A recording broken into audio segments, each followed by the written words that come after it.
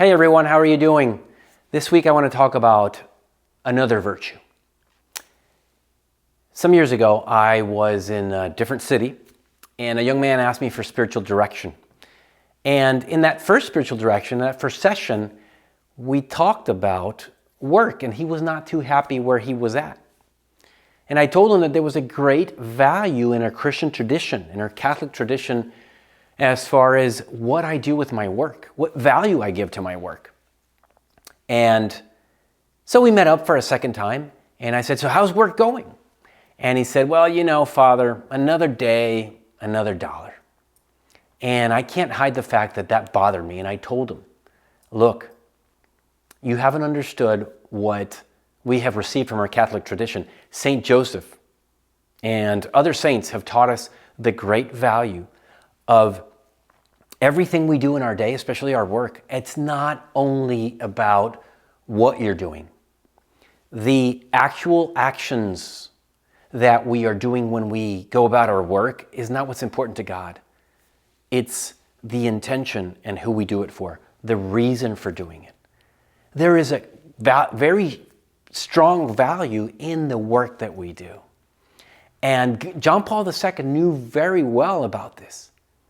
That's why he canonized Saint Josemaria Escrivá de Balaguer, because in the Opus Dei tradition, in the charism of Opus Dei, they value the sanctity of work, and they are so right.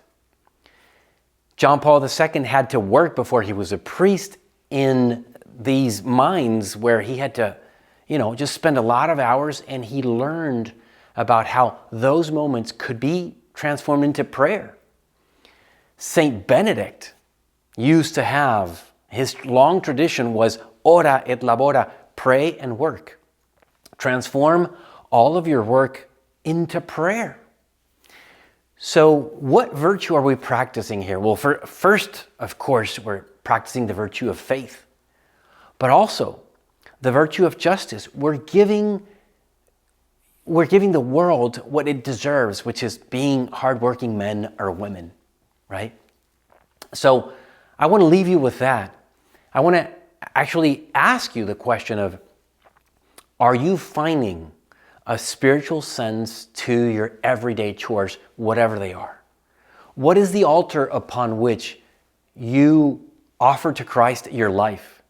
If for the priest, his altar is the actual altar where he places the Eucharist, the body and the blood of God, of his Son, what is your altar? If you are in finance, well, your computer is your altar.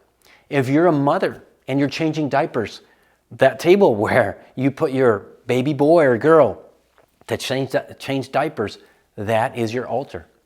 We can all have that altar which we offer to God every day, but we have to find the value in everyday work. That's what God would have wanted us to do, and if we haven't found it, now is the time to value the redemptive meaning of our work. God bless.